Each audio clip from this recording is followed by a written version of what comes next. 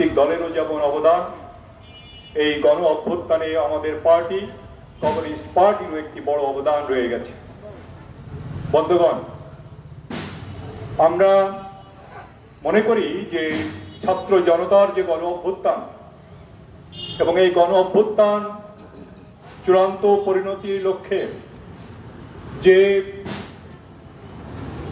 ছাত্র, শ্রমিক, সাধারণ মানুষ যারা জীবন দিয়েছে, আজকে সেই সমস্ত শহীদদের প্রতি গভীর শ্রদ্ধা জানিয়ে যে কথাটি বলতে চাই যে আমার এই দেশ, এই জনপদ দীর্ঘ লড়াই সংগ্রামের ইতিহাস।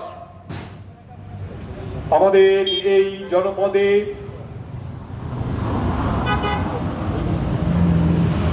আমাদের এই লড়াই সংগ্রামে 47 সালে যে আন্দোলন সংগঠিত হয়েছিল, সেই আন্দোলন সংগঠিত হওয়ার ক্ষেত্রে আমাদের পার্টি কমিউনিস্ট পার্টির একটি উল্লেখযোগ্য ভূমিকা ছিল।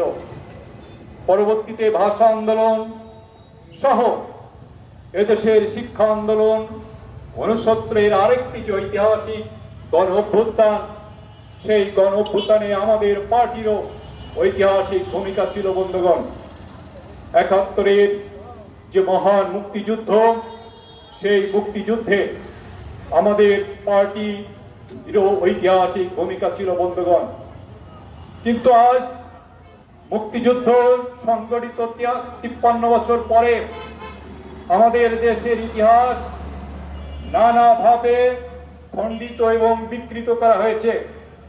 সেই খণ্ডিত এবং বিকৃতি হওয়ার ইতিহাসে আমাদের পার্টি কমিউনিস্ট পার্টি সহ এদেশের শ্রমজীবী মানুষের কথা সেখানে সঠিকভাবে উপস্থাপন করা হয় নাই। বন্ধুগণ, এই দেশের এমন কোন লড়াই সংগ্রাম নাই, অন্যায় নাই, অধিকারের প্রশ্ন নাই যেখানে কমিউনিস্ট পার্টির অবদান নাই। আজকে এই যে স্বৈরাচারী হাসিনা ক্ষমতা থেকে পালিয়ে যেতে বাধ্য হলো, দীর্ঘ 16 বছর এদেশের মানুষ ভোট দিতে পারে নাই। দিনের ভোট রাতে হয়ে গেছে। ভোট উপজেলা হেডকোয়ার্টার থেকে ঘোষণা হয়েছে। আমি ভোট দেখেছি, আমার তোমার ভোট দেখেছি, প্রশাসনের ভোট দেখেছি। বন্ধুগণ, নানা দুর্নীতি, লুটপাট, দখলবাজ, চাঁদাবাজির কারণে এই ফ্যাসিস্ট হাসিনা সরকারের বিরুদ্ধে এদেশের জনগণ ফুঁসে উঠেছিল। এদেশের মানুষ দীর্ঘদিন তার এই স্বৈরাচারী আচরণের বিরুদ্ধে লড়াই সংগ্রাম করেছিল। বন্ধুগণ, যে মনিরামপুরে দাঁড়িয়ে আমরা আজকের এই সমাবেশে আয়োজন করছি, সেই মনিরামপুরের যে ভবদাহ, যে জলবদ্ধতা, সেই মসিহাটি থেকে আমাদের সংগ্রামী মানুষ উপস্থিত হয়েছে। বন্ধুগণ, এই ভবদাহ জলবদ্ধতা কেন্দ্র করে গত আওয়ামী সহ ইতিপূর্বে যারা ক্ষমতায় ছিল, এই জলবদ্ধতা নিরসনের নামে যে লুটপাট করেছে, যে দুর্নীতি করেছে, সেটি সীমাহীন।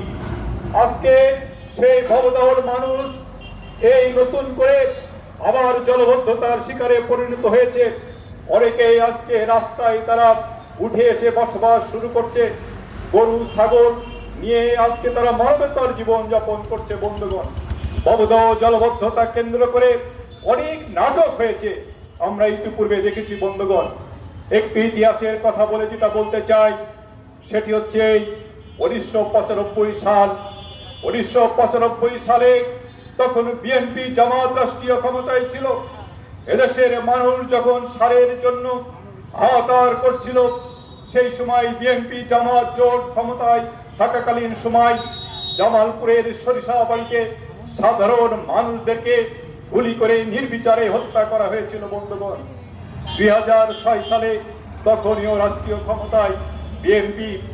আমরা দেখলাম চাঁপাইনবাবগঞ্জের কানসাটে বিদ্যুতের দাবিতে সেদিন যখন কৃষকরা রাস্তায় নেমে এসেছিল, তখন সেদিন বিএনপির নেতৃত্বের যে সরকার ছিল, সেদিন সাধারণ কৃষককেও গুলি করে হত্যা করা হয়েছে বন্ধুগণ।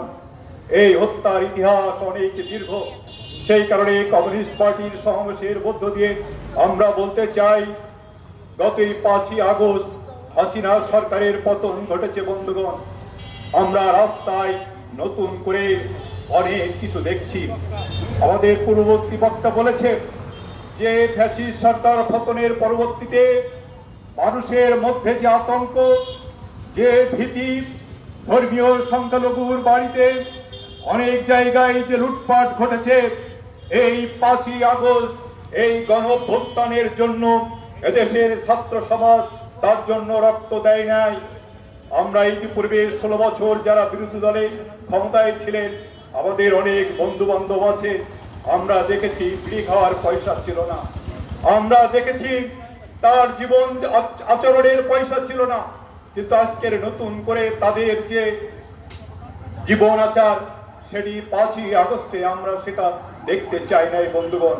সেই কারণে কমিউনিস্ট পার্টির এই সমাবেশে সংক্ষিপ্ত বক্তৃতার মাঝে বলতে চাই, আমরা 71-এর মুক্তিযুদ্ধে যে স্বপ্ন দেখেছিলাম আমরা সেটা ব্যর্থ হয়েছিলাম বন্ধুগণ।